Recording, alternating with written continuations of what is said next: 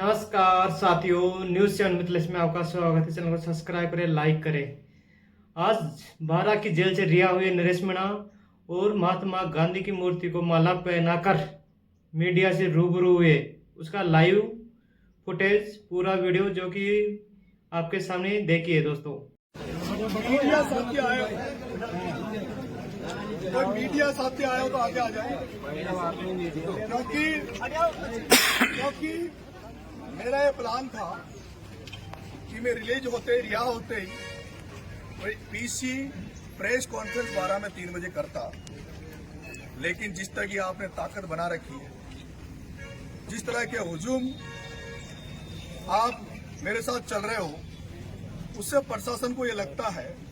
कि कहीं दोबारा से अशांति नहीं हो जाए। तो प्रशासन ने मेरे से आग्रह किया और मैंने भी उनसे कमिटमेंट किया है कि मैं पीसी जो 3 बजे 12 में होने वाली थी उसको कैंसिल करता हूं और गांधी जी की मूर्ति पे माला पहनाकर मैं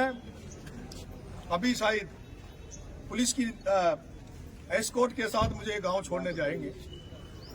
तो मैं चाहता हूं कि जो भी मीडिया साथी जो 12 से है और आसपास के हैं,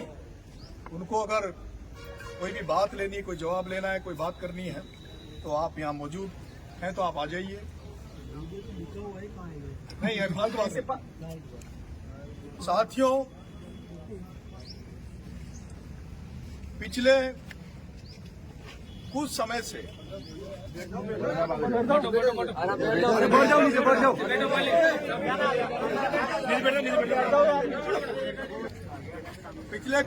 से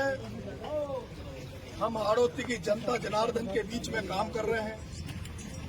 किसानों के बीच में काम कर रहे हैं और युवा साथियों को जगाने का प्रयास कर रहे हैं। और इस प्रयास के दौरान हमने कुछ ऐसे कदम उठाए जो हमें नहीं उठाने चाहिए थे। कुछ हमने ऐसे स्टेटमेंट जारी किए जो हमें और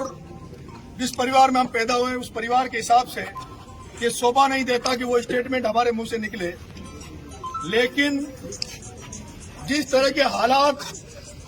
हाड़ौती संभाग के हैं, जिस तरह से यहाँ के किसानों को कुचला जाता है, यहाँ के पिछड़ों के साथ शोषण किया जाता है और किस तरह से यहाँ राजनीतिक संरक्षण में सारे काम धंधे चलते हैं और राजनीतिक संरक्षण में प्रशासनिक अमला काम करता है, तो ऐसे में जनता को, हाड़ौती की जनता को जगाने के लिए और प्रशासन में अपनी अहमियत बताने के लिए कि हम भी हाड़ौती में किसानों के पुत्र हैं जो अब शोषण नहीं सहेंगे, उत्पीड़न नहीं सहेंगे और अब हम भगत सिंह को फॉलो करते हुए, भगत सिंह दोस्तों केवल किताबों में पढ़ने से और भगत सिंह से केवल भगत सिंह बनने से हर कोई भगत सिंह नहीं बन जाता। भगत सिंह को मैं बहुत पढ़ा है, बहुत सुना है मैंने, और भगत सिंह ने जो हमें प्रेरणा दी, भगत सिंह ने हमें प्रेरणा ये दी कि अपनों के लिए, कमजोर वर्गों के लिए, पिछड़ों के लिए, शोषितों के लिए जितनी भी कुर्बानी हम दे सके, जितना भी बलिदान हम दे सके, उतना बलिदान हमें देना चाहिए। और यही कारण है कि जब भगत सिंह को हम फॉलो कर रहे हैं तो भगत सिंह की तरफ हमें बनना भी पड़ेगा और वो प्रयास में कर रहा था। मेरे प्यारे भाइयों, लोग हो सकता है मुझे उग्र नेता की छवि के रूप में जाने, लेकिन इससे पहले मैं जयपुर में कई बार आमरण अनशन और अहिंसात्मक आंदोलन मैंने जयपुर की धरती पर किए हैं। और इसीलिए आज मैं तय किया था, जब हम थाने से चले थे, कि यहाँ से निकलते ही सबसे पहले गांधी जी की मूर्ति जहाँ कहीं भी 12 में होगी, उस सत्यमेव जयते के को मार्ग प्रशस्त करने वाले, अहिंसा का मार्ग दिखाने वाले महात्मा गांधी की मूर्ति पर हम माला अर्पण करेंगे। और अब आगे जो समय में जब हम आंदोलन भी करेंगे अगर बारा की धरती पर किसानों के लिए, तो वो हमारा आंदोलन अहिंसात्मक होगा, गांधीवादी विचारधारा से होगा। ये आज हम सबने तय किया है। मेरे प्यारे भाइयों, पिछले समय कुछ स्टेटमेंट मैंने इस तरह के दे दिए थे जिनको ऐसा लगा, और वो मैं गलती मानता हूं कि वो कुछ शब्द ऐसे मेरे मुंह से निकल गए थे जो किसी सभा विशेष को कहीं न कहीं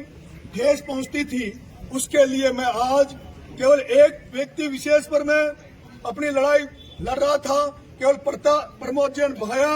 और प्रताप सिंह सिंघवी के गठजोड़ को सबके सामने उजागर करने के लिए मैं लड़ रहा था। प्रमोद जैन भाया किस तरह से राजनीतिक संरक्षण में सारा काम धाम सारा सेटअप उसने जमा रखा है, उस प्रमोद जैन भाया को नंगा करने के लिए मैं जिन शब्दों का यूज कर रहा था उसमें मैं कहीं भटक गया था और प्रमोद जैन भाया की जगह मैंने कोई वर्ग विशेष के खिलाफ भी कोई टिप्पणी कर दी थी। इसलिए मैं उस बनिया समाज से आप सभी के सामने माफी मांगता हूं, सार्वजनिक तौर पर माफी मांगता हूं। और आज के बाद मैं आपको विश्वास दिलाता हूं कि किसी भी सूरत में, किसी भी कंडीशन में, किसी भी वर्ग विशेष को लेकर आज के बाद मैं कोई टिप्पणी नहीं करूंगा। दोस्तों, मैं कल छबड़ा में किसान आंदोलन कर रहा था। किसान आंदोलन में जब हम गए तो कुछ नेता ये चाहते थे कि नरेश मीणा को कमजोर घोषित कर दे, नरेश मीणा को नामर्द घोषित कर दे, नरेश मीणा जो छबड़ा में आया है इसको किसानों के सामने इस तरह से कर दे कि ये जितना दबंग बनता, दमदार बनता उतना है नहीं। तो ये मजबूरी थी कि जब वहाँ एक एटीएम ने जिस तरह से किसानों का अपमान किया, किसानों के खिलाफ टीका टिप्पणी की, उसके बाद मैं अपने आप को नहीं रोक पाया। मैंने वहां प्रशासन को समय भी दिया और उस समय पर भी जब प्रशासन अलर्ट नहीं हुआ तो मैं मजबूर होकर छबड़ा के ट्रैक की तरफ मैं कूच किया। और उस छबड़ा के ट्रैक में एसडीएम ऑफिस में बहुत गैप था, लेकिन बीच में कोई प्रशासनिक अधिकारियों ने मेरे से वार्तालाप करने की कोशिश नहीं की और यही कारण रहा कि मुझे मजबूरन उस ट्रैक पे चढ़ना पड़ा। और मैं जब ट्रैक की तरफ जा रहा था तो अपने आप को सोच रहा था कि हो सकता है गिनती के लोग मेरे साथ ट्रैक पे जाएंगे, क्योंकि ट्रैक पे जाने का मतलब था कि मुकदमा लगना और जेल जाना। लेकिन आप लोग जानते हो कि पहली बार नरेश जेल नहीं गया, नरेश कई बार जेल गया। जेल जाना मैं अपने आप को सौभाग्यशाली मानता हूं कि जब जब मैं जेल जाता हूं तो दुगनी ताकत के साथ में वापस लौटता हूं। और आज जो हम कल जेल में 12 की जेल में जब गए तो हमारा सौभाग्य है दोस्तों कि कल कृष्ण भगवान की जन्माष्टमी थी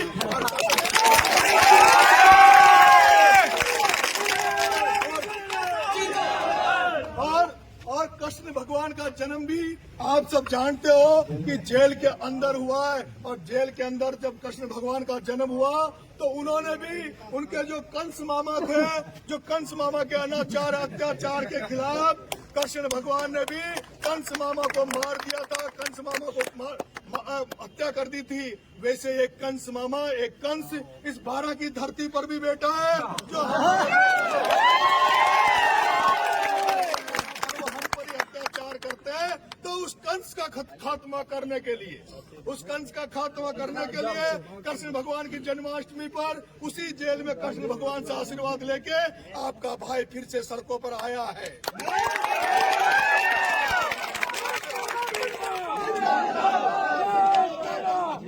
मेरे भाइयों, कल जब मैं महाकालेश्वर उज्जैन के दर्शन करने जा रहा था, छपरा से जैसे मैं निकला मुझे लगा कि मेरे इकलेरा के कुछ साथी आए हुए थे, उनके साथ मैं रात को रुककर और सुबह महाकाल के दर्शन करूंगा। लेकिन मैं जैसे रवाना हुआ तो हरनाउदा थाने की पुलिस ने मुझे रोक लिया था और मुझे डिटेन कर लिया, मुझे कस्टडी में ले लिया। लेकिन मेरे भाइयों, अचानक से मुझे रोका, किसी को पता नहीं था, लेकिन 10 मिनट के अंदर अंदर वहाँ हरनाउदा के आसपास के हजारों किसान युवा साथी थाने पे पहुंच गए थे। और आपको शायद ये अखबार में खबर नहीं छपी है, लेकिन ये सत्यता है कि पुलिस ने वहाँ हवा में फायरिंग करनी पड़ी, पुलिस को गोलियां चलानी पड़ी, तब जाके वो पब्लिक वहां से हटी। मैंने प्रशासन से निवेदन किया कि आप मुझे ऐसी गुप्त जगह ले चलो जहां मेरे लोगों को, किसान भाइयों को, युवा साथियों को ये पता नहीं चले कि मैं कहाँ हूँ, नहीं तो व्यवस्था संभालने में दिक्कत आएगी, मुझे भी दिक्कत आएगी। और आपको पता है, जब मेरे को वहां से हरनाउदा से ला रहे थे तो बीच में एक गांव में कुछ किसान और युवा भाइयों ने बैरिकेड लगा के ट्रोलियां लगा के प्रशासन को रोक लिया था और उनका ये प्लान था कि हम किसी भी सूरत में हमारे भाई को जेल की सलाखों में नहीं जाने देंगे, इसको थानों में बंद नहीं होने देंगे। और वो मैं चाहता तो मैं वहां से छूट भी सकता था, पर मैंने एडिशनल साहब से कमिटमेंट किया, क्योंकि मैं जब उस जीप में बैठा था मुझे लग रहा था, मुझे दिख रहा था कि आज मेरे भाई जो पुलिस में है, जो पुलिस में अफसर है, वो खतरे में हो सकते हैं, वो कोई ऐसी अनहोनी नहीं हो जाए। मैंने मेरे भाइयों एडिशनल साहब से निवेदन किया कि साहब आप मुझे 2 मिनट इनसे बात कर लेने दीजिए, उसके बाद ये लोग जाने देंगे। एडिशनल साहब ने मुझे छोड़ा, मैंने गाड़ी से नीचे उतर के दोस्तों हाथाजोड़ी की, वो फिर भी नहीं माने। मैंने सड़क पर उनके दंडवत की, उनके पैर पकड़े, उनसे कहा कि आप मेरे खातिर, मेरी जबान के खातिर आज जाने दो, कल 3 बजे तक मुझे नहीं छोड़ते तो आपकी सड़कें भी आपकी है, टंकी भी आपके हैं, टावर भी आपके हैं, पूरे राजस्थान को चौक कर देना।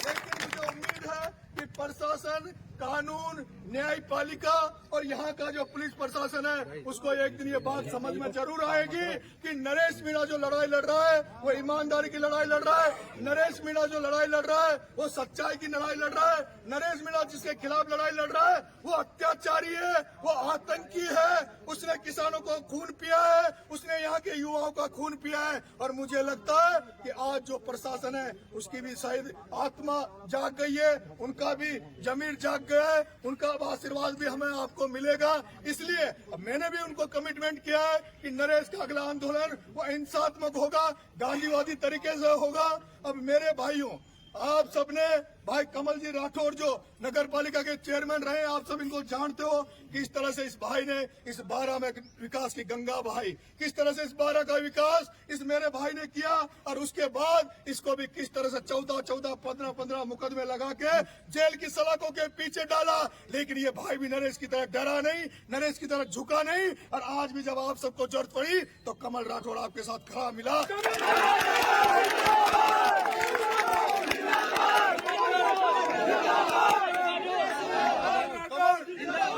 कमल राठौर ने आह्वान किया कि 3 बजे 12 बंद होगी, और उस 12 के जो बंद का जब कमल राठौर ने आह्वान किया तो मैं पूरे 12 की जनता का, पूरे 12 के व्यापारी वर्ग का, पूरे व्यापारी के हर वर्ग का, 12 के हर वर्ग का धन्यवाद देना चाहता हूं कि उन्होंने बंद के लिए पूरा इनको आश्वस्त किया, कहा कि जो व्यक्ति किसानों के लिए लड़ रहा है, जो व्यक्ति जनता जनार्दन के लिए लड़ रहा है, अगर उसके लिए हमें एक दिन दुकानें बंद करनी पड़े तो हम दुकानें बंद करेंगे। दोस्तों, इन सारी ताकतों को ऐसे जो वकील परिवार है, जो अभिभाषक परिषद है, उन वकीलों ने भी आपके भाई को समर्थन दिया, उसके लिए मैं उन वकील भाइयों का भी धन्यवाद देना चाहता हूं। और मेरे भाइयों, मैं मीडिया को तहे दिल से धन्यवाद देना चाहता हूं, जिन्होंने आज उस राजस्थान पत्रिका को धन्यवाद देना चाहता हूं, मीडिया कर्मियों को धन्यवाद देना चाहता हूं कि आपने हमारा सहयोग करा, और मैं उम्मीद करता हूं कि आप आगे भी हमारा सहयोग करते रहेंगे। मेरे प्यारे भाइयों, अब मैं कानून, हमारी कोई लॉ एंड ऑर्डर नहीं बिगड़े, कोई ऐसी व्यवस्था नहीं बने, इसलिए मैं सीधा यहाँ से बपावर होते हुए अपने धौला कुआं होते हुए गांव जा रहा हूँ। और शाम को मैं जयपुर निकलूंगा। उसके बाद मैं 2-4 दिन में, मेरा कोई काम है, 11 तारीख को स्वर्गीय पायलट साहब की मूर्ति का नावरों ने बांधी हुई, पायलट साहब आएंगे तो मैं उस सभा में भी शामिल होऊंगा। उसके बाद मैं दोबारा से आप लोगों के बीच में आऊंगा। दोस्तों, आप सब लोग जो ताकत और जो हिम्मत आपने बताई है, जो किसान युवाओं के लिए आप लड़े हो, इस ताकत को, इस जज्बे को संभाल के रखना, इस ऊर्जा को, एनर्जी को संभाल के रखना। इस एनर्जी को, ऊर्जा को हमें बहुत लंबे समय तक काम लेना है। दोस्तों, जब तक ये जो भ्रष्टाचारी है, जो चोर बाजारी है, जो गड़बड़ झाला है, जब तक इस 12 की धरती से खत्म नहीं होगा, जब तक हम इस 12 की धरती पर लड़ाई लड़ते रहेंगे। धन्यवाद साहब, राम राम।